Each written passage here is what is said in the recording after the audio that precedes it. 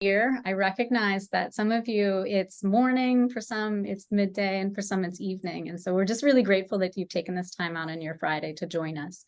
My name is Sarah Wagner. I'm a professor of anthropology at George Washington University, and I am a member of the Rituals in the Making research team. This is a National Science Foundation funded project that began in May of 2020.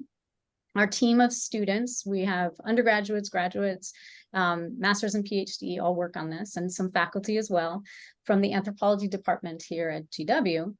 In the very beginning, we started with a simple question, and that was, how do we mourn when we cannot gather? Now, over the past 3.5 years, we've expanded this question to consider not just COVID death and mourning, but also the myriad forms of memorialization, as well as how memorialization and mourning is troubled by misinformation.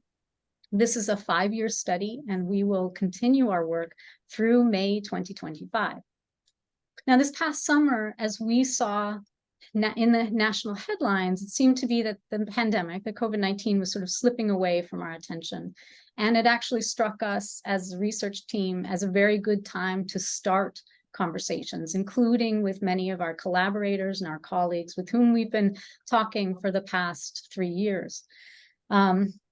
And we thought that today would be a beginning of this conversation and exploring, among other things, what Shakespeare in Sonnet 55 calls the living record of your memory.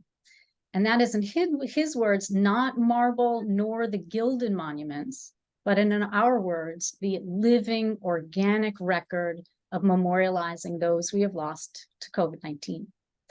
So our speakers today are going to share their insights and their experiences in thinking about commemoration, its modes and sites, both of pandemic, of COVID-19, but also commemoration writ large.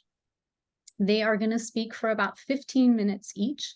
As each set or individual begins, I'm going to introduce them. And we're hoping for about 30 minutes or so of question and answers at the very end. Just a couple points on logistics. As you know, our wonderful and talented project manager, Lean Alfatafta, is going to help us with this. She's going to be pinning each speaker. We invite all of you, you can see we have you muted. We invite you to use the chat as a means for assembling, like proffering your questions. We acknowledge that we probably are not going to get to every question, but we'll do our best towards the very end to get to 4 or 5. And when necessary, we'll do our best to sort of consolidate questions. So let's see, anything else I missed about that? Speakers, we'll let you know when you have about 2 minutes left. We'll just do that through the chat. And if need be, I can just kind of jump in and say as much. And I think we are ready to go. So our first set of speakers are Rima, Samman Whitaker, and Travis Whitaker. They are the co-founders of Rami's Heart COVID-19 Memorial. This is the first permanent national memorial to COVID loss in the United States, and it's located in Wall, New Jersey. Their memorial has been featured on local, national, and international news. And in addition to supporting her community through Rami's Heart and its activities, Rima is also a certified grief coach and a grief educator. So Rima, I will go ahead and hand it over to you. So I'll mute myself, and Lean, you're going to assist with pinning and sharing the screen. Thank you. Good morning, everybody. Thank you for joining today, and thank you for, I just want to thank right away George Washington University for giving us this opportunity and this platform to share our story. So I'm going to go ahead and share our screen with you guys, so that way we can do our presentation. Can everybody see the screen? Yes, we can. Okay, perfect. All right, so for those of you that don't know who we represent Rami's Heart COVID-19 Memorial. We are located in Wall Township, New Jersey, but we really began in Belmar, New Jersey. We started out because my brother Rami passed away on May 10th of 2020, which was Mother's Day. We were at the peak of the pandemic and only 80,000 deaths had occurred so far in the USA. Funeral restrictions at that time, if you don't know, they were limited to a maximum of 8 people, and only 2 people would be allowed to go in at one time at the funeral home. So my mother and I had decided to wait and see when society would open back up. And at that time, we were on the assumption that we would be opening back up in 4 to 5 weeks. However, as all of you know that are on here, that wasn't the case. So 4 to 5 weeks turned into months and in a year. So Rami's 41st birthday was coming up in January. His birthday is January 25th. It had been 8 months since he had passed away, and restrictions had not changed yet. My brother and I, we are what you call Irish twins. We were 13 months apart. So this was the first time that I would be going through a birthday that my brother wouldn't be here. So the original idea was to have a one-night impromptu memorial on the beaches of Belmar. I built a heart shape made out of painted clamshells. They were yellow because I was aware that in the UK, the symbol for COVID victims was yellow. And then the idea, which my mother came up with, was using a pebble stone to write his name on there to signify that it was for him. And what we did was the idea was that we would put candles around the heart because should my brother be watching from heaven, it's kind of like the birthday cake idea that he would know that it was in a celebration of him. We used social media to invite locals to join. And basically that evening we were surrounded about 25 strangers that we hadn't met before. And in addition to that, about maybe 100 to 120 pebbles were put into the heart. What we didn't know was on that evening, somebody would take a picture of the lit heart and it would hit social media. Um, with social media, it was one of those things that just went viral, and that's the power of social media these days. So, very quickly, we went from 1 heart to 12 hearts in less than 45 days. The requests to add names poured in. In addition, people were traveling from all over the US to add a stone. Social media really truly played a huge part for us. It allowed our memorial to serve as a virtual memorial. And it was also, for those that couldn't come out to us, it was a way for them to feel connected. And we were able to constantly update and share images of stones that we were adding. It was our form of connecting with grievers, and it was their way to feel connected to others and including us. It also allowed the media to keep up with our progress and research when they were looking for stories. We became a resource for them, and they became an ally for us. So the media quickly caught on to the project, and very quickly, as you could see on the left side of your screen, that's only when Heart One developed, and already the news media was out there already covering the story. And each time the media came out and covered a story, it connected more people. And again, they were able to connect with us through our Facebook and Instagram pages. So as we were growing, the power of the people that we were connected with is really what carried us on. And it carried us in so many ways because not only were we communicating with them, but in addition to that, they wanted this to happen, this project. So when we were out of supplies, people were literally shipping stones and seashells to keep the project going. We would leave our homes and there would be boxes left out there by our community as well from strangers who found out where we lived. And any kind of funding that we were needing was coming through literally our community. Social media was really what allowed us to really become that grassroots nonprofit organization.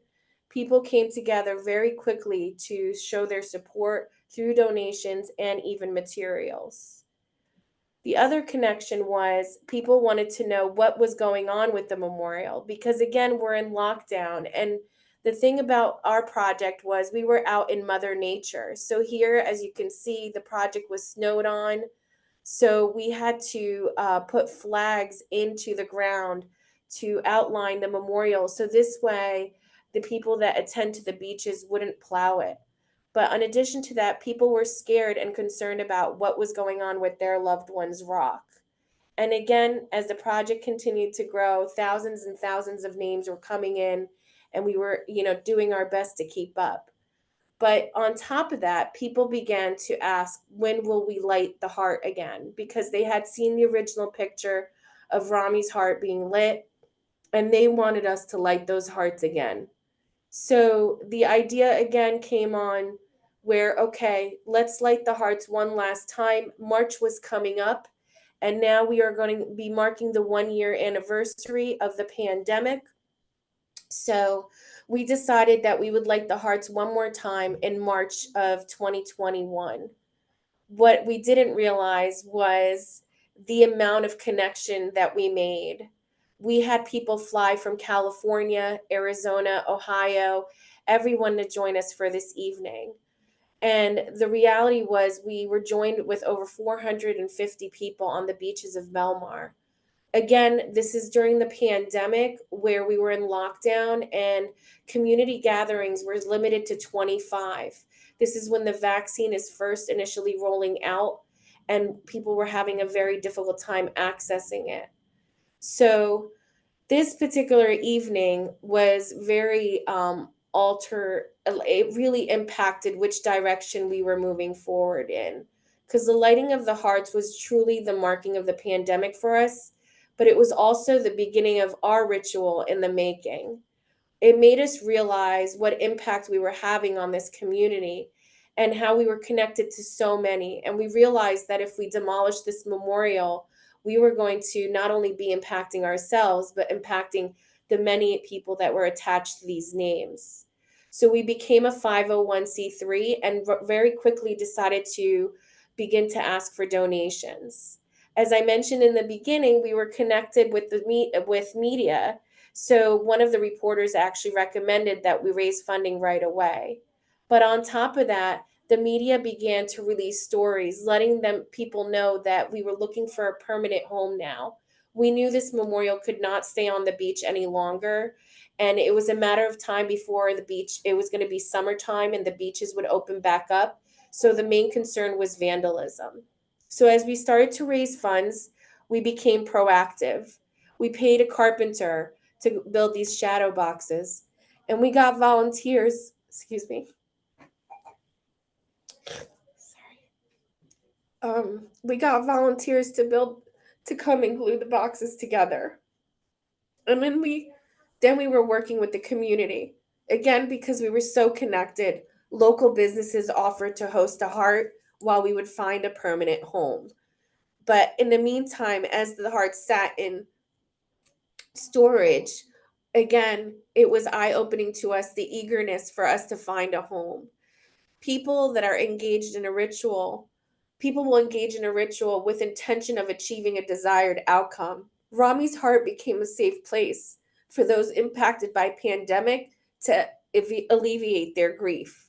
Again, people wanted a place to go and mourn and gather together with fellow grievers, where even standing to somebody that you didn't know who was a stranger with unspoken words can relate to the experience that you may have had during the pandemic. So on September 17th of 2021, literally 9 months later, we became the first national permanent memorial in the USA. Again, hundreds of grievers collected together to watch us for the ribbon cutting ceremony. We were given an award on this day by our county commissioner for our recognition in community service for Monmouth County and the state of New Jersey. And then we began our mission as far as aiding families. By achieving this, we actually were able to get multiple achievements. The recognition from state representatives helped us lead to community recognition, um, proclamations that we actually have received from our local mayors from both Belmar and Wall Township, because our permanent memorial is located in Wall. We were recognized as one of the top 40 monuments in Monmouth County, New Jersey by the Historical Department. We have created partnerships with Memory Stones of Love, which is located out in the UK in Northern Ireland, That is a partnership that we're very proud of, because it's almost like we have a second chapter out there, and we're in constant communication with them, and they have replicated our mission and our goal. We have collaborations with organizations such as whowelost.org, which Martha is on this call, Monmouth County Historical Museum, and then obviously George Washington University Anthropology Department. We have also collaborations with companies and organizations that allow us to provide resources to families to help process their grief, such as Comfort Zone Camp, which offers free camps to children who have lost a parent or guardian. Common Grounds Grief Center, which also is a great grief center that allows children to process their grief. And while they're going through their grief sessions, their parents are getting coinciding grief therapy as well. And then Empathy. Empathy has allowed us to reach grievers on a nationwide level. Empathy is an app that allows us to provide legal services as well as grief counseling service to the families in need. So it allowed us to connect even more. And again, we communicate all this through social media. Now that that's all happened and we've reached our goal, what is next for Rami's heart? So our mission is to continue the ritual and the making that began. We want to continue to provide families a place to alleviate their grief. We want to continue our annual lightings, signifying the memory of our loved ones that they live on, which we do every March annually every year at the memorial. We want to work on getting funding that will help us give in amounts that will assist those drastically impacted, that they can find stability again. So we talk about loss, but what's one thing related to this pandemic is what is not really discussed in the media or on the news is the fact that people have lost, a spouse. And most likely that spouse was the breadwinner. So there are many families that are drastically suffering at this point and have not only lost their spouse, but have lost their homes, lost their cars, and even are on, have children, and their children are losing, things so simple such as extracurricular activities and being able to participate in sports because their parents can no longer take them to those activities because they're down to one parent, and that one parent is working maybe two jobs to support the loss of income. We also want to create programs and possibly grants that will provide these children an avenue to not only process their grief, but also set them up for the future workforce and give them an opportunity for higher education, because we are aware, again, the lack of income that might not be able to provide them that. But most importantly, we want to continue to be the message of hope. That is one thing that we have learned through this entire process, is by doing the things that we have done, we have become a face of hope for the fellow grievers throughout the pandemic, and we want to maintain that reputation and continue to do what we do. Thank you so much for this opportunity, and thank you for allowing us to share a story. I'm sorry for getting emotional. I saw my cousin John on here,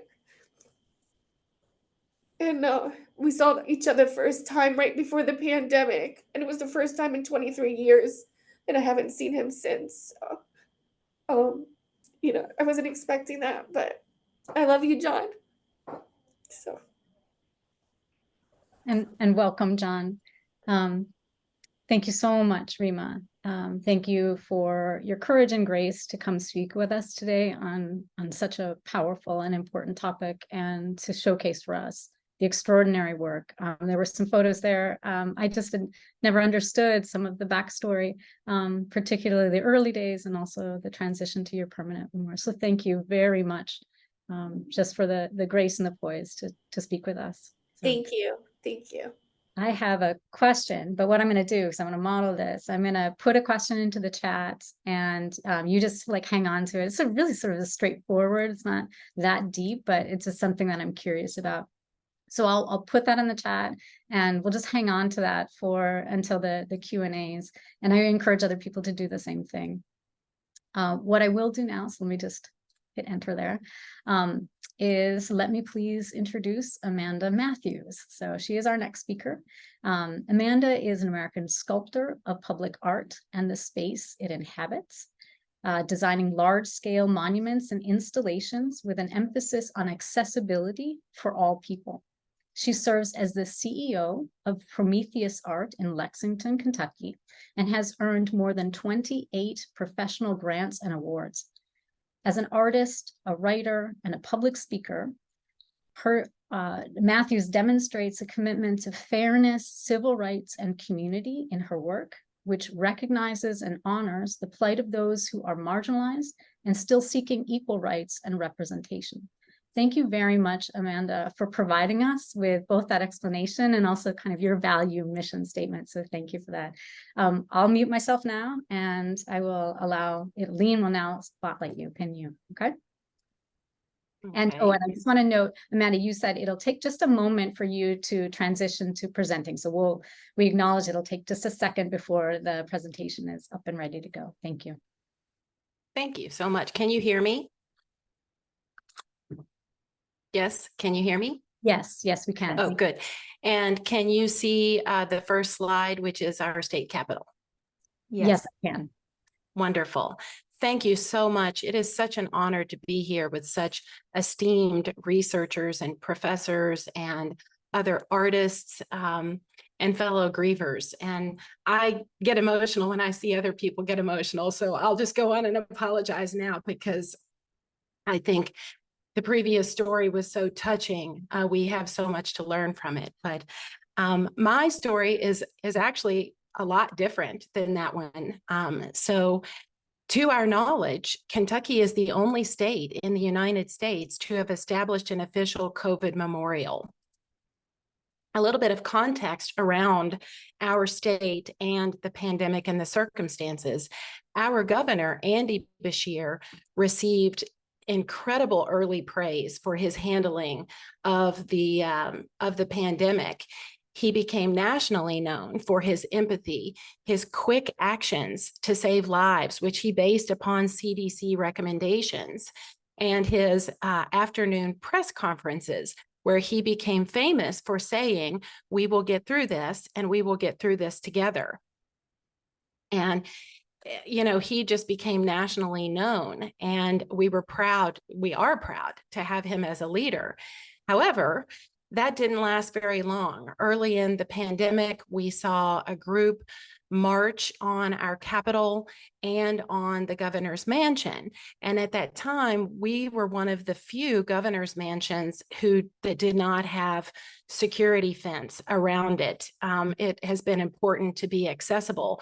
But on this particular day, this group hung an effigy of our governor from a tree, and this was right in front of the governor's mansion. And our governor and first lady have young children. The figure included a note around its neck with the words "Sic Semper Tyrannis," Latin for "thus always to tyrants." I thought it was incredibly interesting that John Wilkes Booth famously said this after shooting and assassinating President Abraham Lincoln in 1865. So that changed the tone of the pandemic once again. And unfortunately, we saw very high spikes in coronavirus cases after these protests began. So you'll see I could have included probably hundreds of headlines. I just grabbed these two, a national and a local, showing that Kentucky's own attorney general joined in a federal lawsuit against our governor for certain, things, halting in-person learning and other things. And then once again, you see views on the pandemic and the state's future clash in politically divided Kentucky. I say that Kentucky has an obstinate norm of being politically divided, and we truly have been since pre-Civil War times. And unfortunately, that somewhat continues today, although our governor, I believe, has tried his best to join us in ways where possible. So the key challenges of a COVID memorial in Kentucky were to navigate a nuanced, complex, and polarized political landscape, to try to represent and include a very diverse Commonwealth, and to honor as many experiences of the pandemic as possible. I believe that Kentucky is somewhat of a representative microcosm of the nation and the world. This was a big ask. My work has become known for its commitment to fairness, equity, inclusion of marginalized communities and voices, accessibility and accommodation, based on the adage, nothing about us, creative placemaking, transformation of public spaces into places of healing. And I always say, what would the ground say if it could speak? Expanding understanding of kinship beyond blood and marriage, which we desperately need in Kentucky, addressing what I call as the anemic scholarship of our public monuments in America, and expanding the language and tone of our monuments beyond dominance to community. So my husband and I were actually living temporarily in New York City when I received the call from the governor, letting me know that I had been selected to create the COVID monument for the state of Kentucky. And I was enjoying a bit of anonymity in New York City at the time, and realized like a lightning bolt that when I came back to Kentucky as an 8th generation Kentuckian, I would be facing an entire Commonwealth of polarized people who had varying expectations for what this monument should be, and lots of people who didn't support having a monument at all. It is important to note that our monument was not funded with taxpayer dollars. The governor and his team, they sought private funding for the monument. And after I realized that I had been selected, I went back to the governor's office and asked them to try to get more funding, because I didn't feel like the accessibility was going to be what I wanted it to be. So I was in New York at the time, and this monument that you see in front of you is about advocacy, empathy, inclusion, and community. And I wanted those similar threads to come through in the COVID monument. The governor's office did go back and get more money and allowed me to add handicap parking places, allowed us to regrade the area for wheelchair accessibility, allowed us to add lighting, signage, an interactive QR code with the narration of the concept. There were several things that we were able to add because it was so important to me and clearly to the governor's office to increase the accessibility for all Kentuckians to this site. So this is the concept that I wrote about the artwork, and it is also what I delivered to Kentuckians on the day of the dedication. The COVID-19 pandemic interrupted our entire world, introducing unexpected illness, grief, and insecurity to our families and friends. It pulled many of us into the depths of despair and isolation, rendering bare the reality that every person is susceptible. It also gave us a glimpse of how our communities can hold each other up in times of great challenge. It showed us the grit, determination, and innovation of our medical and scientific communities and frontline workers, as well as the compassion and altruism of all types of caregivers across our great Commonwealth. This is a story lived in our time that will be shared with future generations and will be told in part by this memorial monument. Great stories, like great art, stand the test of time. Both encapsulate important moments in history and convey something remarkable: beauty, love, tragedy, unity, prophecy. They deliver something of great importance to current and future generations. The Kentucky COVID Memorial Monument reflects the ideals, visual symbols, and embodiment of the phrase, "United we stand, divided we fall." The oldest known use of this phrase was traced to the Greek storyteller Aesop in the 6th century BC. The Four Oxen and the Lion, an Aesop fable. A lion used to prowl about in a field in which four oxen used to dwell. Many a time he tried to attack them, but whenever he came near, they turned their tails to one another so that whichever way he approached them, he was met by the horns of one of them. At last, however, they fell quarreling amongst themselves, and each went off to pasture alone in a separate corner of the field. The lion attacked them one by one and soon made an end of all four. United we stand, divided we fall. Hundreds of years later, in the 1st century AD, a similar phrase appeared in the biblical New Testament, translated into English from historic Greek in Mark 25 as, "And if a house be divided against itself, that house cannot stand." The first known modern usage of the phrase was in 1768 in the Liberty Song by John Dickinson, a song protesting a British monarchy. A chorus reads, "Then join hand in hand, brave Americans all. By uniting we stand, by dividing we fall. In so righteous a cause, let us hope to succeed, for heaven approves of each generous deed." Dickinson went on to become a signer of the Constitution. Only a short few years later, in 1792, during the first year of Kentucky's membership in the Union, the phrase became an indelible part of our state's history. The state's first General Assembly included the motto on the official seal of the Commonwealth of Kentucky. It remains there today and is the only state in the U.S. to bear this motto. This phrase will forever and inexorably be representative of the Commonwealth of Kentucky. Although greatly tested during the American Civil War and at other notable points of our historic evolution, including COVID, it stands as a reminder that Kentuckians must always create a circle of unity, just as the four oxen in Aesop's fable, to uphold thriving communities. This circle of unity is represented by the giant mirror-polished stainless steel sphere or orb held up and elevated by strength and diversity of our citizens. Throughout the world, the circle is the universal symbol of unity and wholeness. It is the only shape in the universe where all points on its surface are an equal distance to its center, similar to the ideals of a commonwealth where all citizens have an equal voice.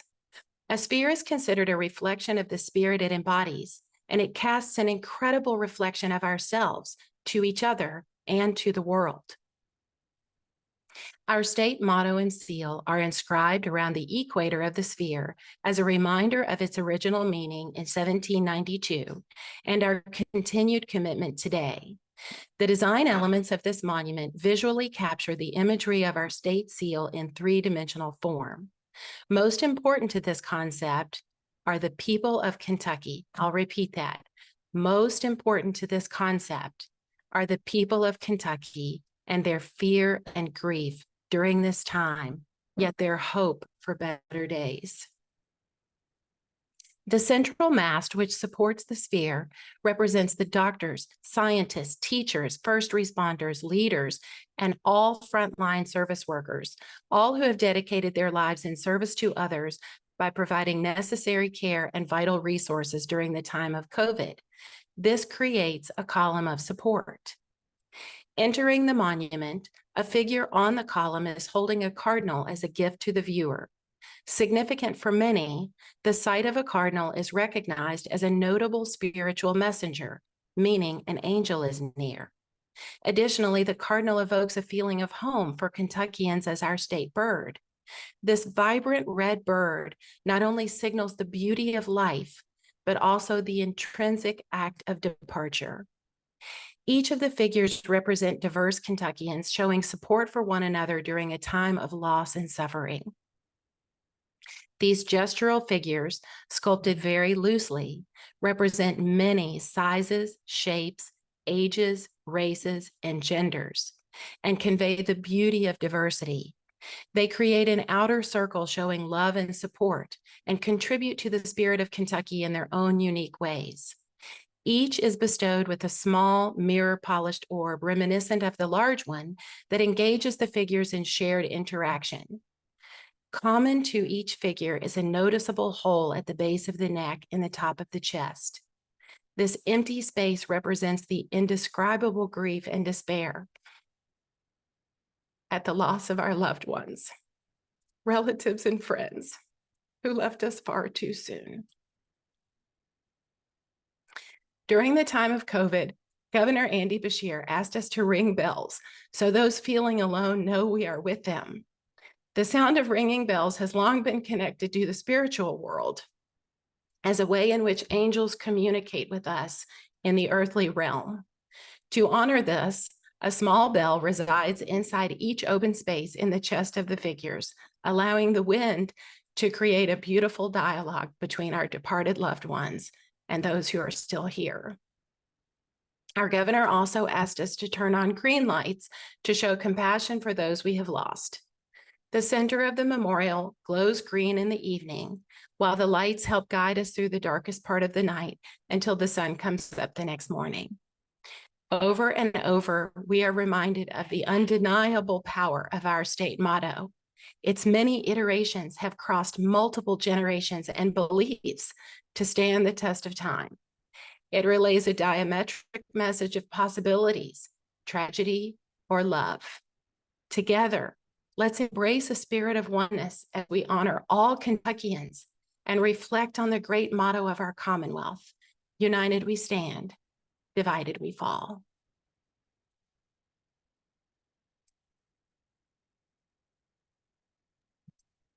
Thank you, Amanda. That was a beautiful presentation. And to learn once again about the context in which you designed the memorial down to the very symbols. This was new for me. And also I appreciate the sort of emotional empathy that you bring to the project and to this discussion. So thank you for that.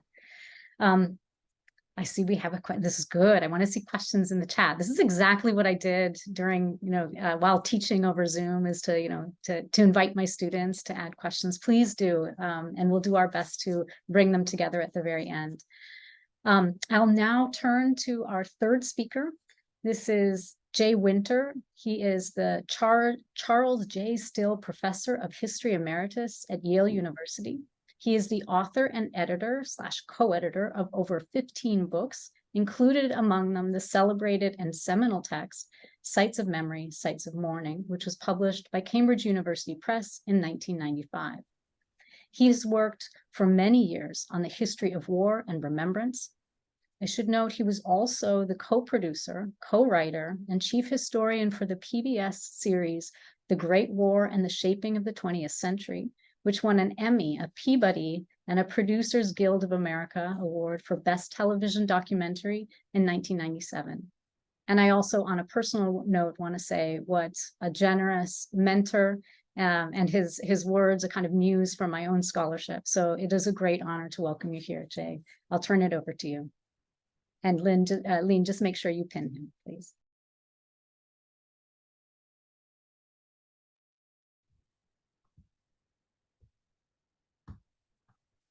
Thank you very much, Sarah, for the invitation to this important event.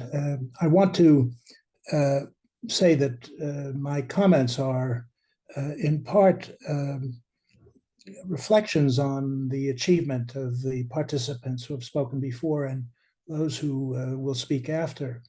And I'm in some ways very moved by how deeply these initiatives reinforce my central position today that I want to share with you, not through a PowerPoint, but through a set of ideas. And the first idea is that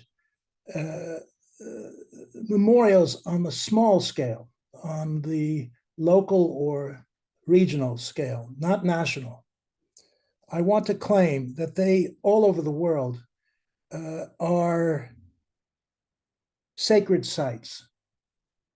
They're what I would like to call the cathedrals of the 21st century. And I'd like to link the significance of their work to a problem of secularization, namely that in many parts of the world, for instance, in Ireland, that I know well, and in France, from which I'm speaking, church attendance has radically dropped. That's not true everywhere, and it's not true for all faiths.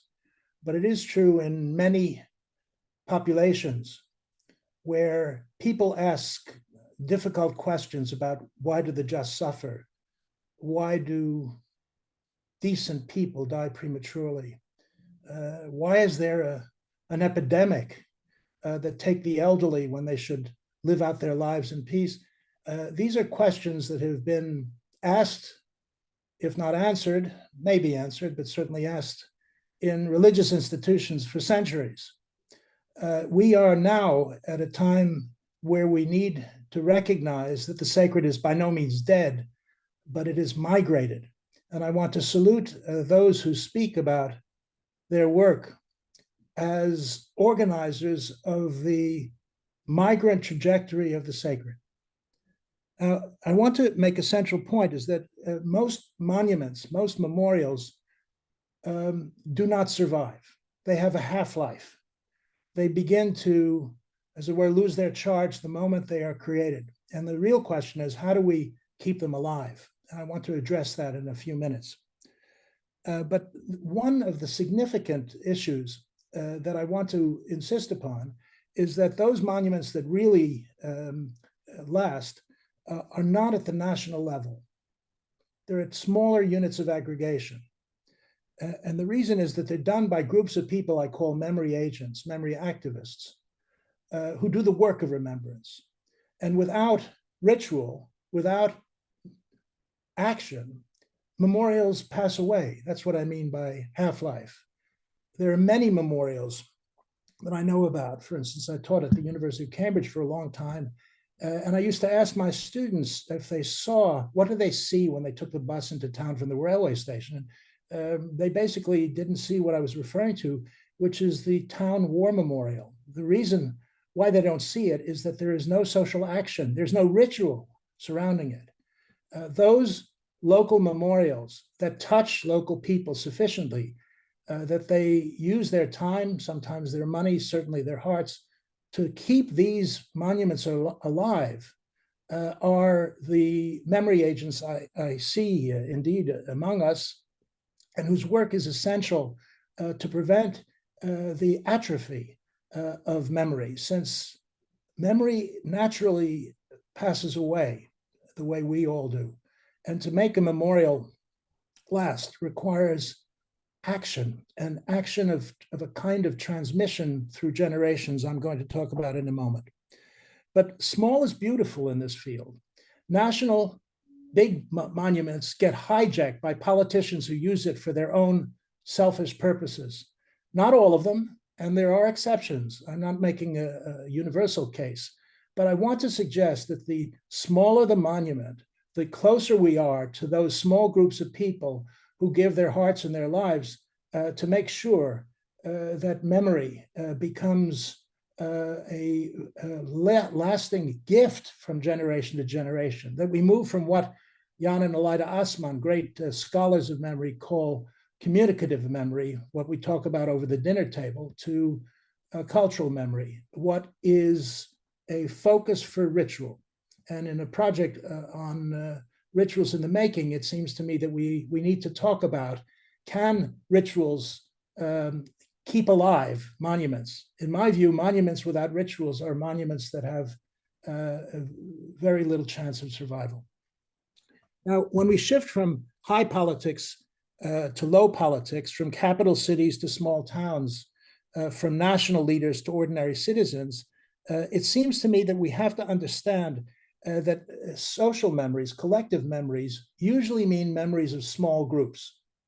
The people who created the field of memory studies in the early 20th century, great sociologist Maurice Halbach was one of them, never meant national when they talked about collective memory. They usually meant families. And the first point he made that was to me absolutely outstanding is, how do we know who we are? And the answer is, our families tell us who we are and give us some memories to build our notion of where we fit within these families. Family memories are critical. And I believe in the work that we've just heard, the essential element is what I've called over many years. I don't think I invented it, but I developed the idea I call fictive kinship. Kinship, a deep bond that is not based on blood, but on suffering and on shared experience. Fictive kinship groups keep monuments alive. National groups don't do it.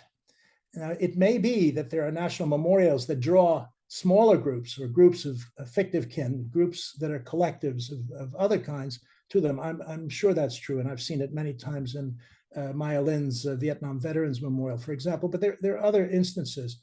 In order for memory to last, it needs to attract collectives, small groups of people who believe in what they do. And I think we have several of them. I've certainly listened with great interest and respect who've spoken already about it. What I think is critical is to recognize that what these memory agents, including the people with us, have done is to create sites around which rituals can unfold and unfold again. My view of ritual, Sarah, is repetition. There is no such thing as a rite which is only done once. If you will, a tradition is something done twice. A ritual is something done 3 times, and maybe at the same time and in the same place. Repetition is the bedrock of remembrance. And there needs to be, I think, in order for that to work, and the Greeks were well aware of this, what they called a topos and a logos, a place and a trace. That's what mattered. That's why I was so touched by the pebbles. There needs to be a place to put them, but there also needs to be a trace. There needs to be a name. There needs to be some identifier that brings together the place and the trace around which groups of people and individuals relive their memories of loss and the emotions attached to it. And I believe we've already seen that. Now, in a sense, ritual is the reordering of a world whose gravitational system has collapsed. It's bringing gravity back to our life. And I like the idea of gravitas, of seriousness, being part of the idea of ritual. And what's the disordering? The disordering is, of course, is death. And in many sense, what I think is most shocking about the COVID phenomenon is one that I've encountered in my work on war memorials over the last 100 years. It's that it's unnatural. The normal order of things is for people to die one at a time. Mass death is unnatural. And in many respects, mass death is what is the problem of commemoration. Without such sites of mourning, I believe, many bereaved are wanderers, lost souls without a sense of direction, without a link between the past and the future, the time that mass death has shaken us all. Now, if you will, 7 million deaths worldwide, 1 million deaths in the United States counts as mass death. And it's the return of that phenomenon in a society where life expectancy has gone very, very high in my own lifetime. I'm 78 now, and it's extraordinary how many years I'm supposed to still have available to me, not when I was born, but now. And the same thing is true when I grew up in the shadow of the Holocaust. Mass death was a deep phenomenon. And one thing that is wonderful is the elimination of infant mortality. The children that you have are children that you will keep. This is something amazing. So mass death has a disordering effect in a society that has taken leaps and bounds towards extending life expectancy. Now, to describe social processes like remembering happening on several levels at once requires us, I think, to realize that applying this notion that remembrance is a collective activity, usually best done on the local level in small groups, has to enable us to face questions of what are the obstacles to putting these memorial sites together and to transmit their message to another generation. I think the problem of transmission is really very, very important. And maybe ritual is exactly that which we create for purposes of transmission.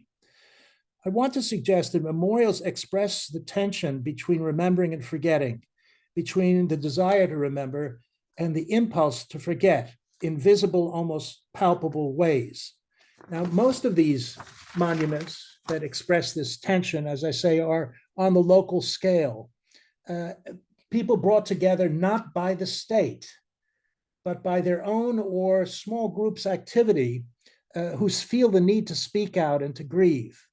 Created by those who've experienced the trauma of a pandemic as an overwhelming, enduring, and shared experience, such memorial work at the intersection of private memories, family memories, and collective memories are very important. Without them, it seems to me there's an awful lot of damage that individuals will suffer alone. Now, let's talk about the obstacles. I'm going to talk about three of them very briefly. The first is that memory is always about the future. We think that memory is about the past. Anyone who is dipped into Marcel Proust, remembrance of things past, may be fooled. But the truth is that we remember in order to place today and yesterday in a trajectory leading to tomorrow. Memory is about the future. Anticipations of tomorrow always move us to reconfigure yesterday. When tomorrow changes, for example, when the communist system collapsed in 1989 to 1991, so did yesterday, so did their past. Once the communist era came to an end, so did the communist past, open from 1989 to new interpretations of what happened before the future changed. There are many other examples. When the major events of civil rights hit the legislature in the 1960s, Black history became possible. When the future of equal rights, which is still a future to be won, became visible, then the past became visible. The future is the determinant, I would like to suggest, of memory. But the difficulty with respect to COVID is how to tell the story within a trajectory leading to the future. Does reflecting on the loss of life in the COVID pandemic point to a better, more communitarian future? I think the answer is it must appear that way. Are doctors and nurses who did such heroic work during the pandemic more respected today, better paid today, more honored as our first responders in the face of mass death? I think we all have to agree that the answer is probably not. But we need to insist that that future is possible. That's the hope. The hope is to create a future which makes sense of the past. Now, this leads to a suggestion, and I think it was embedded in some of the remarks that I've already heard. The Protestant voluntary tradition, which is very, very deep in American life, is so important to the creation of American society. Alexis de Tocqueville saw this 150 years ago. These people who come together in small groups found ways to create useful monuments to those who die in war. Think about memorial highways, memorial stadiums, universities, hospital wards, scholarships. Would it not be an indication of what kind of future we believe in to endow COVID scholarships, not only for nurses and doctors, but for those who work in molecular biology and found the procedure that produced the vaccine we now use to protect ourselves against the virus? We can't give out Nobel Prizes. That happened this year. I think it was a commemorative event. The Nobel Prize for the doctors who created the procedure that produced the virus failed during AIDS, but it worked for COVID. And that indicates something that I think we can do. We can channel money into education for the future. This strikes me as an answer to the first objection, that remembering doesn't point to the future. The work of thousands of people ensuring that healthcare is a human right does so. Now I want to turn to the second obstacle, even more difficult to get around than the first. The rituals around commemoration tell a story. And to do so, they have to have a meaning. In order to give these narratives meaning, we need to embed human agency in the story of how we got to be where we are and where we will be tomorrow. Stories are about, including Aesop's fables, are about agency, about action, about meaning. In all patterns of remembrance, what matters is that individuals acted in a certain way in the past, that they had choices, that our lives are open. The problem to me is, what do we do however, when to a degree, events are not subject to human control. Thornton Wilder made this question the subject of his 1927 novel, The Bridge of Saint Louis Rey, that I've taken with me for most of my life. 5 life stories come together on a bridge which collapsed in Peru in the 18th century. There is neither justice nor meaning in this disaster. All we can do is pity the victims. Wilder posed the central question: how do we place in time those moments that arise and take their course without us, whatever we do? Nobody wants to be left with the uncomfortable sense that the course of both our future and our past are beyond us. Consequently, historical moments that inspire such anxiety are bound to move many of us to draw a veil over them, like a heavy fog masking a scary landscape we saw not long ago, but which now nobody wants to see. For many, such was the fate of the influenza pandemic of 1918-1919. One of those moments difficult to fit into narratives of meaning and has by and large been forgotten. But I think one reason it was forgotten is because it posed and stumbled over the problem of human agency. Nobody did it, like the Kaiser Wilhelm who did the war, or other nasty people who we can say deserve to be remembered as the horrible monsters who created Nazi concentration camps, Stalin's gulags, apartheid, racial injustice, the lynch system. All of those have agency built into them. The problem is it's very, very difficult to do so with an epidemic, even though I'm sure Donald Trump tried his best to do it. The important thing is that most people don't see agency in epidemics. I think in many ways we've lived through a global crisis over the last 5 years from another apparently uncontrollable and initially untreatable viral infection. Yes, specific age groups were particularly vulnerable to the virus, which once contracted defied antibiotic and other therapies. Now it's the over 70s, my age group, approaching death anyway. 100 years ago, it was healthy young adults in their prime. Deaths came quickly and in the hundreds, thousands, in part because we did not have the rudimentary equipment, ventilators, for example, to keep alive all those at death's door. The parallels lead me to believe that this is one of the most difficult issues.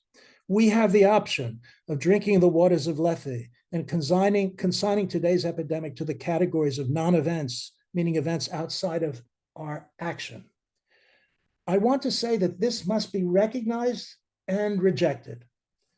I salute the memory agents who've spoken already during this meeting. I salute Sarah for her project in dealing with the hard problem of establishing rituals in an age of mourning. I think all of you, and I mean this with great respect, are following the path of the greatest narrator of mass death, Albert Camus, in his novel The Plague, and his salute to his Dr. Rieu, who knows that the battle against death cannot be won by any of us, but who is determined to retain his dignity anyway. And I want to put it to you, Sarah, that rituals are a visualization of human dignity. That's what they're for. They're to say, I know that this is hard, the transfer of the memory of one generation to another, but I'm going to do it anyway. Here is an existential answer to the problem of commemoration. These small projects of remembrance, including the ones we've heard about and others we will, defend us all from what literary scholar Julia Kristeva calls symbolic collapse. The sense, and you did cite Shakespeare, I can do it again, that life is a tale told by an idiot signifying nothing, or in Ecclesiastes, that vanity, vanity, all is vanity, and that's all that we need to know. Commemorative remembrance, rituals on the local level, I believe, more than beyond, are an act of defiance, a way of affirming life after the death of those we love. You do not need religious convictions to make such a gesture. You need courage, I believe, more than faith. And you need community. You need others to be fighting along your side. Now, I want to turn to a third issue very briefly, which is an obstacle in this particular case. And I want to talk about the obstacle to remembering those who died were, of course, from all age groups, but in particular, from remembering those who died at advanced ages, at my age and older. If you will, we are a society of young people. Those in my generation, according to prejudiced opinion, I believe, are waiting for death. And if it comes a bit early, that is not a matter for societies to regret.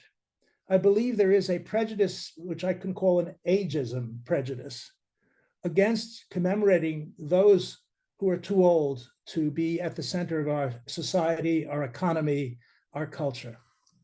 And yet, remembering mass death is not a matter of one age group or another, it is a matter of universal concern. It insists, or it inflicts its questions upon all of us. And in many ways, I think what I'd like to leave you with is this. I think we have a language problem in dealing with rituals of remembrance of COVID. We search for meaning when contemplating death, though we know already that finding meaning, maybe in a religious sense, maybe in an existential sense, finding meaning is beyond us. And so is our sense that meaning, or if you will, redemption, exists in this world or in another world to come. My own view is that poets know a lot more than historians like me about healing. But I'm not sure that memory heals. It may heal, but it may not. The act of remembrance is what I would call one of Pascal's bets. It is a way of asserting human dignity, even though we're not sure as to its power to heal. Now, to remember, in my view, with other frail human beings like us, may be the only form of ritual we have left in our secular age. Ritual, if you will, takes the place of redemption without affirming the content of it. The repetition through rituals of remembering the dead, our dead, the dead near us, who were near us and who probably still are. There's a wonderful book by a philosopher, Hans Ruin, a Swedish man, called Living with the Dead. I think it's true. We all do. I think the kind of small-scale, dignified, and powerful projects that we've heard about today, and we'll hear more, are profoundly important ways of affirming our common humanity while accepting without fear its inescapable evanescence. Thank you very much. Thank you so much, Jay. You give us a language and a set of ideas to relate to these incredibly powerful examples. You also gave me a wonderful segue to introduce a poet who has been instrumental to rituals in the making. That is Martha Greenwald. Martha, I'm going to give you a little cameo here. We hope that you will tell us a little bit about your work. That is whowelost.org, both the site as well as the book, Who We Lost, a Portable COVID Memorial. As I say, she's been a special advisor to our team. She is going to kick off our Q&A session and tell us a little bit about some of the work she's done with Rami's Heart. So I'll turn it over to you.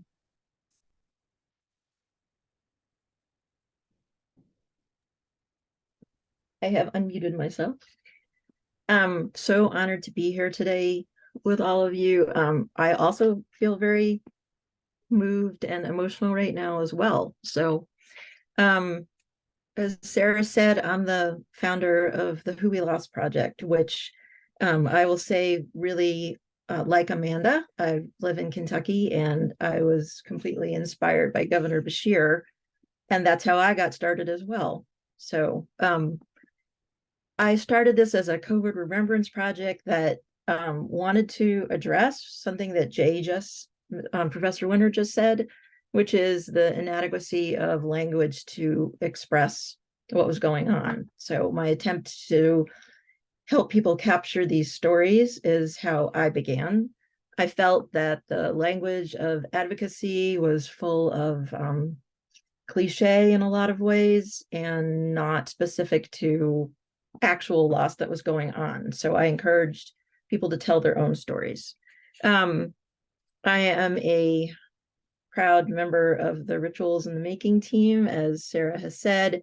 And as part of that, to help with this moment that we're having today, which I would call a moment rather than an event, I decided to try to gather some stories from people who had visited both the Kentucky Memorial and the Rami's Heart as a way to involve, I love the term fictive kinship now. So as a way to involve all the people who are with us today on the chat, and they can also participate in the Q&A. Some of the people who are here have already written stories on whowelost.org. Some of the people here have stories in the book, but most do not, because there's too many to contain in something small like that. However, my aim is to keep going, just in the same way that Professor Winter was just discussing, to provide a place and a trace for the stories. And I really don't ever want to see the website go away. Rima asked on her Facebook page for people to write and tell us what it meant to them to be there physically. So that aligns very well with everything we're talking about today, because we've been talking about the place and the trace. So this is about being at the place. So I have one example I want to start with from Louise Smith in Kentucky, which addresses some issues that we haven't really talked about too much today, actually, which is about something I like to, well, I don't like to, but I have termed the sorrow of the comorbidity, which is something that people who visit these memorials also are carrying with them intergenerationally from the people who have passed away, and how that has affected their mourning process due to bullying on social media, as well as elsewhere, actually. But so this is from Louise Smith. We came from Paducah to Frankfurt to be at the memorial. We live in a community of COVID deniers. We cannot speak about how or why Dad died without hearing negative comments about his heart problems and how that's what really killed him, not COVID. Being at the memorial feels like a home for our grief. No hiding, no lying. So this speaks a lot to the idea that people be needing to come to a place to feel together, but also to actually be honest with the fact of how that person passed away, which people who have relatives who died of most everything else can be open about. But for so many people, that is not true for COVID, where it remains a dirty secret because of their fear of the retribution that they will experience when they speak about it honestly. So 3 of the people who wrote are on here today, and so I want to honor the fact that they participated. Weandi Santiago, remembering her brother Wilmer Santiago, said, I got the opportunity to visit and see firsthand the hearts filled with the names of the loved ones lost to COVID. It was very emotional and sad to read the names and the notes left by loved ones, but at the same time, it felt peaceful. It gave me comfort to know he was being honored and remembered. I felt I wasn't alone in my pain. So for Weandi, it's the ability to read and see those notes and be in person there, which was so important to her, or is important. Lisa Smid, who's also on here, commented that Rami's Heart creates a space not only for a physical mark, but for reflection, to grieve and to know and remember these individuals as the world moves on without them, which is also a point that we have made today many times. And finally, Barbara Sidote has talked about, quote, that shared grief is a powerful emotion, and I believe an integral part of the healing process. It is comforting to know there is a place to go where our hearts can grieve and heal. So all of these stories support the themes and motifs that Rituals in the Making is studying, and that both Amanda and Rima and Sarah spoke about today. I hope that, and we can have a conversation now and get some questions that spring forth from all of these things we've talked about today. We had a few, so. Yeah, we do. I'm going to start with a quick question about place, because it seems, Jay, as if place and trace is really resonating. I mean, Rima, I still gotta ask you about the lighting of candles. But I think I'd like to hear, maybe Trav, we can kind of pull you into this conversation. But why is place so important to COVID memorialization? And what does place mean? Because here we are in the virtual to try and answer that question. So I'm gonna maybe Rima and Trav, can I put it to you, because place is foundational for you. So can you riff on this a little bit? Most definitely, and thank you for asking me that question. Um, it's funny that you asked me that because during the time when we were creating the hearts, um, let's just say we were on like the second heart, and we would have people when we would go there to clean it up or add some rocks, some stones to the hearts from receiving new names, new submissions. People on the boardwalk would walk by, and some people would ask us, "Where's it going next? What are you guys doing next? Where's it going? Do you have any plans?" And at the time, we had no plans. The plan was just keep going until we figured out what to do next. And I remember when we first started getting those questions, we didn't have any answers. So the reason why place is so important is because people need a place to go to that's permanent, that they know they can go to get that the release, whether it's just relating to someone else that may be there with them, taking that time to mourn. Because again, this is something that happened. What happened was so different, and as you can see, the different mindsets around it. Not everybody was able to be open with their neighbor or friend or even family members about what they're going through personally. And that really, lack of better words, that really sucked. You know what I mean? A lot of people were really hurting from that and lost friendships. So anyway, so place is very important for us specifically because again, we didn't plan this. It was never a plan when we first started it, and we realized that it was a mission. It then became a mission for us, and also it gave us a vision, a bigger vision, and that vision of creating that place has now allowed us to now, since we accomplished that, to now have a bigger vision. Right. I think too, the pressure of the place too. One of the biggest challenges was moving from the beach, which was so serene and so calming.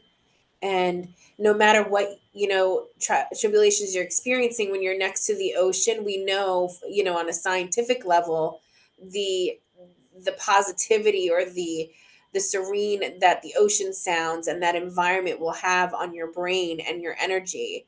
So it was very challenging as far as here we are in this perfect serene environment. Where do we go next, and how do we bring that peace over to where we're going next? So I know even in the beginning when we chose the farm, Trav in the beginning, he can attest, had a hard time seeing the vision. But once it was coming together, more and more people, and when visitors come for the first time that originally saw it on the beach and then they hit the farm, they're really amazed on how we were able to still transition that emotion of peace still there. So place will have a huge impact on the person keeping that memory and how they will receive it. Yeah, thank you for that.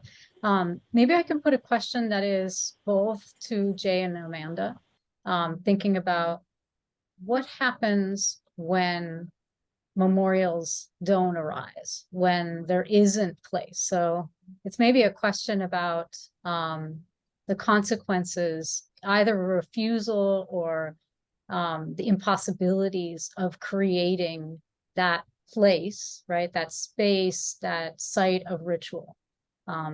Yeah, we want memorials. We need memorials, but what happens when they're not there? So it's sort of a counterexample to the incredible work, Amanda, that you've done, Rima and Trav, that you've done. How about Amanda, you go first, and Jay will circle back. Well, so a lot of my work has been based upon creating sacred spaces of healing and inclusion. And so I started on that path because of the dearth of representation of pretty much all marginalized communities in our public monuments here in America. And there's a book written by Ray Oldenburg in 1989 called The Great Good Place. And it talks about third place spaces. And I know I'm answering the opposite of your question, but The Great Good Place talks about third place spaces where the first space is your home, the second space is your work, and then third place spaces used to be, like Jay said, used to be churches and sometimes cafes and other places. And, it has to be a place where all are welcome and accessible. And we only see these third place spaces in thriving democracies. I inherited my religion from my family, and the religion I inherited was not an inclusive, non-judgmental third place space. And I think that has helped me see this through a different lens, because I am not religious, although I studied religion in college. I studied comparative religion, and I kind of lost some of it. But what we have seen here in Kentucky and in New York City is that when these places don't exist, people are willing to travel far and wide to find them. And we have seen at the monument in Frankfurt, people leaving mementos of love, plants, candles, notes to their loved ones. People from all kinds of states, bordering states, and even beyond that. And it's interesting because there is a habit, I think, of some people to visit state capitals. And when they come to the state capitol now in Kentucky, they are shocked to see that there is a COVID memorial. And it seems like people have really embraced this, because really, my focus was to create this healing, sacred, safe space. And so, I think that it's a challenge for us. And I think that not having those spaces stymies our ability to better understand ourselves as community members and as, to broaden our kinship. And I'm sure that the professor will have much more eloquent things to say about that. Oh, I don't. I think eloquence has been very clear in other parts of this conversation. There are just two things I'd like to respond. The first is, it's happened before the 1918-1919 influenza pandemic has been forgotten. It's gone. It had no purchase compared to the massacre of the First World War, or of the wars that followed it, which were equally killing. So one of the things we do is, when we come to something like COVID, it's as if we've never had the experience before. Forgetting is a way of cutting your consciousness off. It's like muting a participant in a Zoom thing called history. The events mattered, and in some ways, what it did in 1918-19 is show the frailty of the medical profession. This is something very important to recognize. The doctors can't do everything; they're not gods. The second point that I think is important is when people don't have places to, I would say, create a collective of remembrance. Memory is a product. Remembrance is a process, and doing it with other people makes a huge difference. And my own view is that the process of mourning is never ending. Those who claim it has 5 stages are right, but incomplete. It keeps going. It's not something that stops at any one time, and not to have the addition, I'll put it that way, of a collective site of remembrance makes the individual's pathway towards this new gravitational field calling "What is my life?" without my husband or without my son or without my father. All those radically disorienting events lived alone, I think, turn into what Freud called melancholia rather than mourning. Being in collectives is something we all need, even though we may not admit it, but especially so with respect to mourning. And I can say that one of the most powerful experiences of my Orthodox Jewish upbringing, a Hasidic upbringing, was to watch a community mourn together for a specific set of period of time, not a day or two, but for a whole year. And even then, it could go on. For example, if you lose a child, the mourning process lasts for 5 years, not for 1 year, recognizing how hard that is.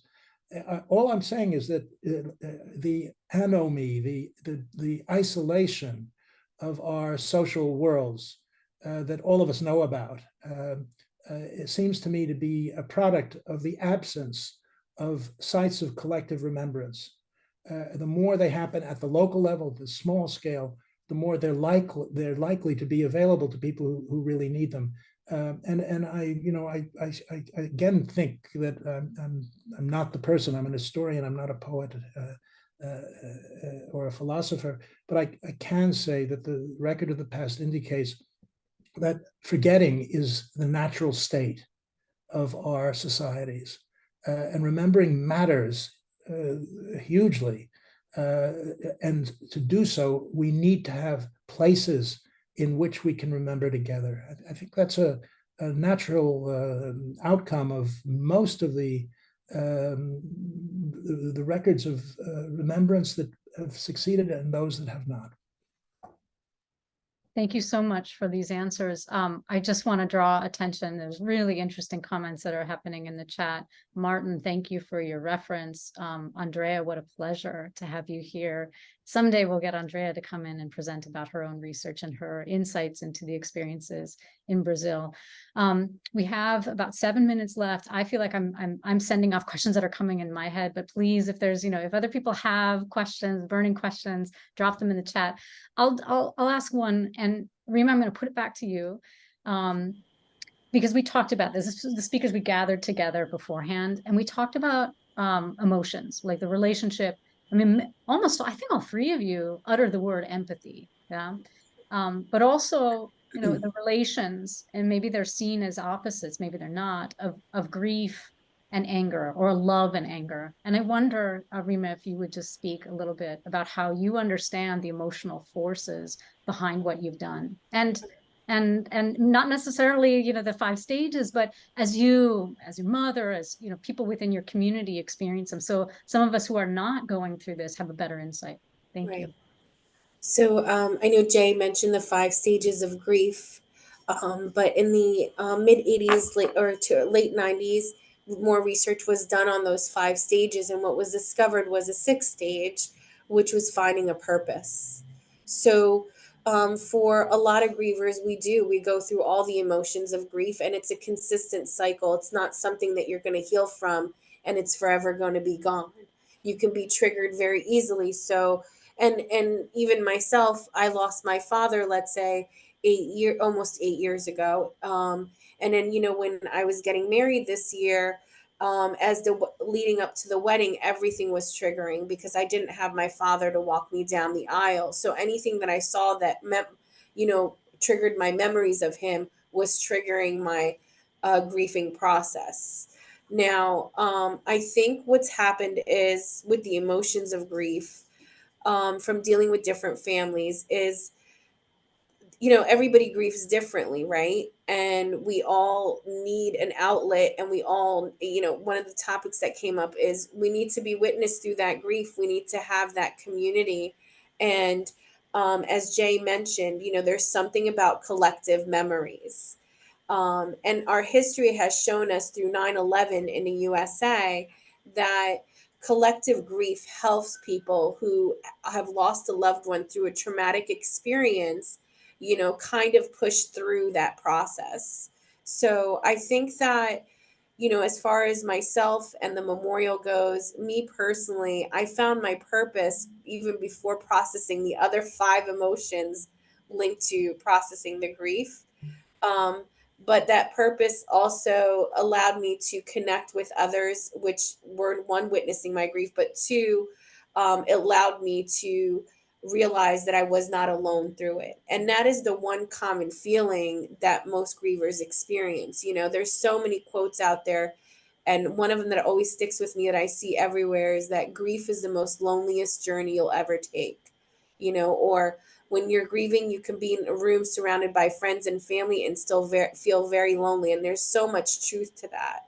So I think these monuments signify that message that needs to be amplified, is that, hey, you're not alone. And, you know, that you know, we saw your grief and that's why this is here.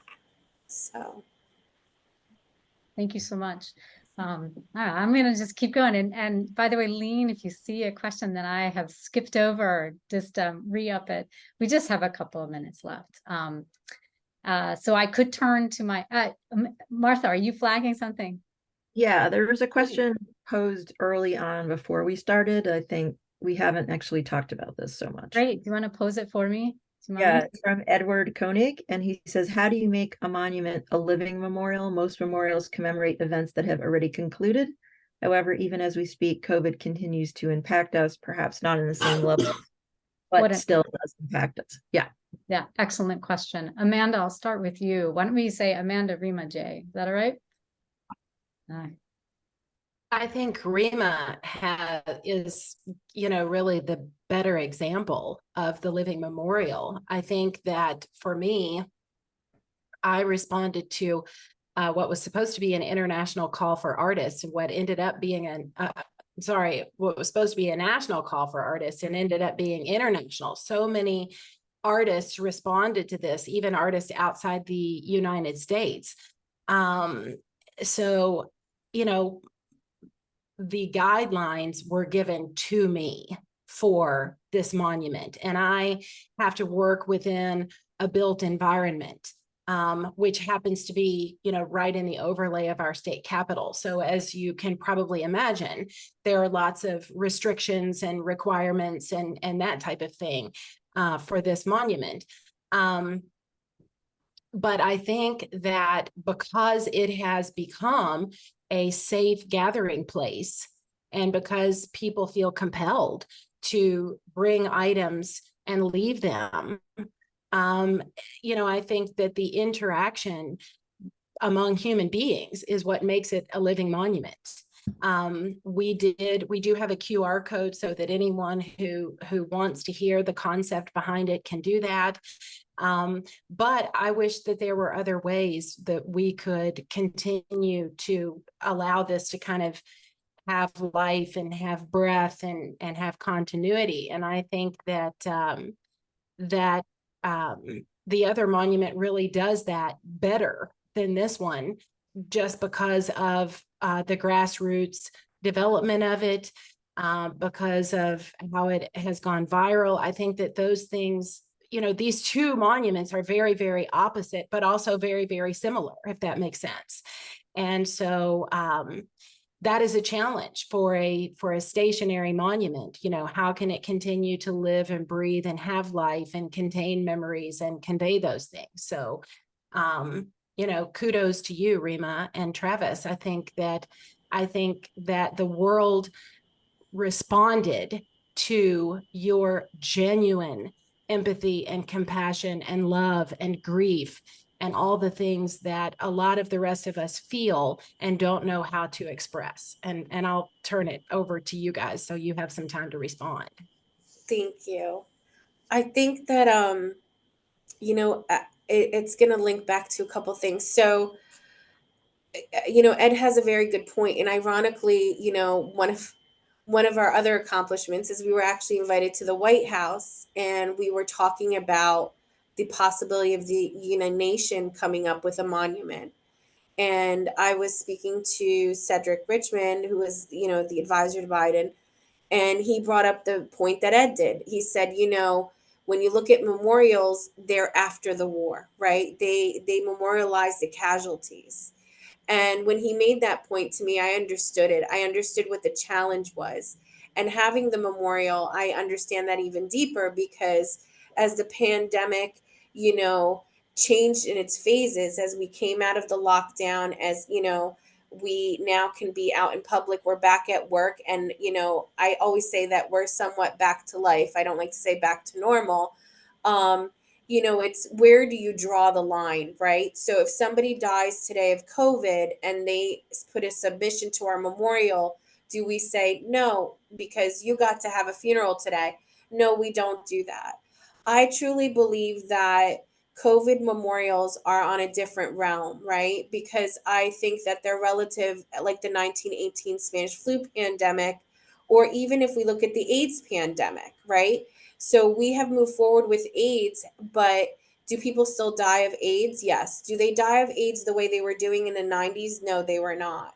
Now, as far as making it a living memorial, what we have managed to do, going back to your question, Sarah, in the very beginning, why do we burn a candle, right?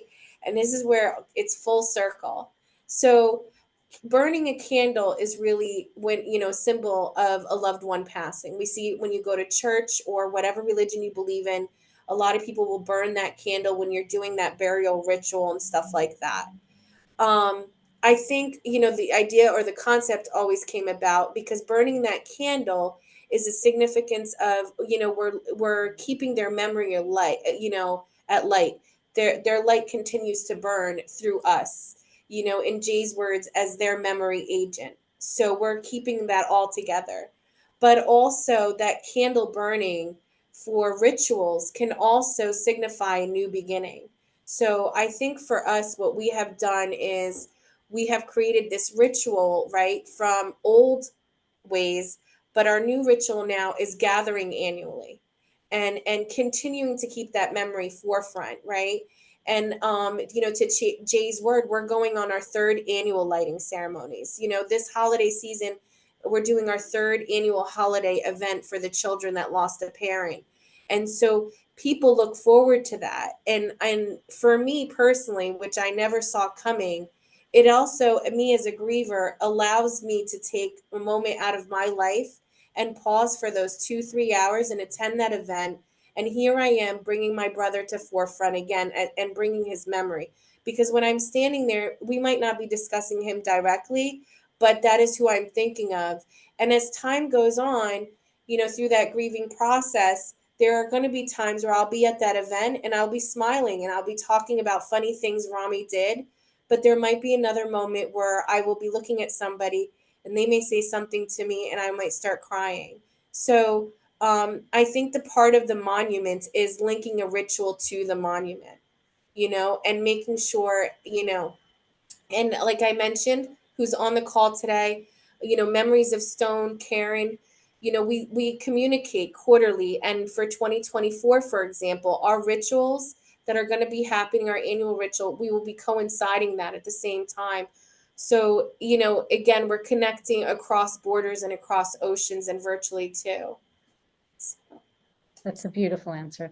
I know that I've taxed your patience in that we're at just 4 minutes over. Jay, in 30 seconds. 30 seconds. Can you wrap it up for us and think tell us your thoughts on the Passing it living on to the new generation requires allies. One group of them, I think, should be women's groups. Since the Egyptians, women have been designated mourners for societies. Feminist groups could act in that way. Secondly, I think there should be a memorial alliance of learning, bringing people from schools to these sites in order to show them that memory is about them, not just about some general or some politician. It's about families. If democracy means anything, it's that collective memory is everybody's property. I'll stop there. Thank you so much. My sincere gratitude to our speakers. We just feel so lucky. This was our first virtual seminar, and we couldn't be more honored to have the four of you. Also, I want to thank all of you who have stayed on throughout the call. I know you have busy lives, so it means an extraordinary amount to all of us with rituals in the making. And I am part of a community. This research team has students and faculty who helped make this possible. Lean Alfatafta, I just want to say thank you to you for all of your time, effort, and concentration today. I appreciate it. So if you'll join me in a quick virtual, yes. My thanks to you all. I hope you have a good rest of the day, and that may we be in community in the future. Thank Can you. I take a screenshot just for? Oh, great idea. Yes, please. If you don't mind, those of you who are willing to turn on your videos, if not, we'll grab your names as well. Oh, I can see some familiar faces. Lovely.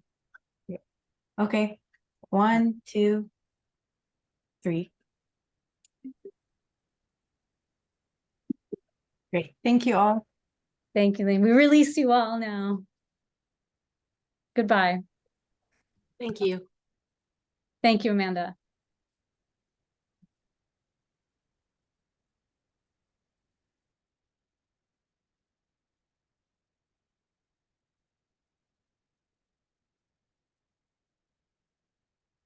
Lean and Martha, I'll stay on just a moment, if that's all right. Yeah.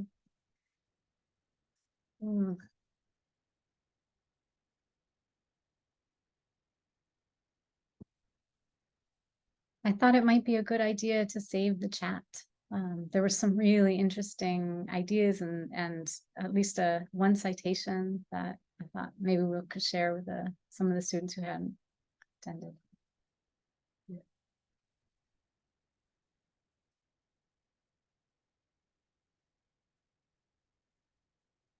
Oh, sorry, I'm muted. I said, I think when you record it, it auto saves it. Ah, okay. Okay. Excellent. Excellent. All right. Thank you, Barbara. Yes. Thank you, Barbara. Unmute myself. Thank you, everyone. Thank you. It was beautiful. You're Thanks. very welcome. Very welcome. Stay in touch. Will do. Bye. Will do. I'm going to have to roll off because I have another meeting at 1:45, but we might think about quick thank you notes to send to. That was really so generous of all 4 of them. So Yes. I think they, including maybe Rima and Trav having to take a little time off from work too. So just want to make sure we acknowledge that. Okay. Yeah, that was great. Yeah. Yeah, well done. And Martha, thanks for Yes. the cameo and also, reminding me of that question. It was really good to bring that. It was an excellent question to bring that back in. So, all right, our first seminar. Whew. Yeah, it was a good turnout. I think we had like the highest like the peak was 48 people attending. So I Very think good. Wow. Very good. Yeah. All right. Shall we sign off then? yes. Okay. All Yeah. right. Okay. Thank you. Okay. And we can catch up over Slack, all right? Sounds right. good. Okay. Bye-bye.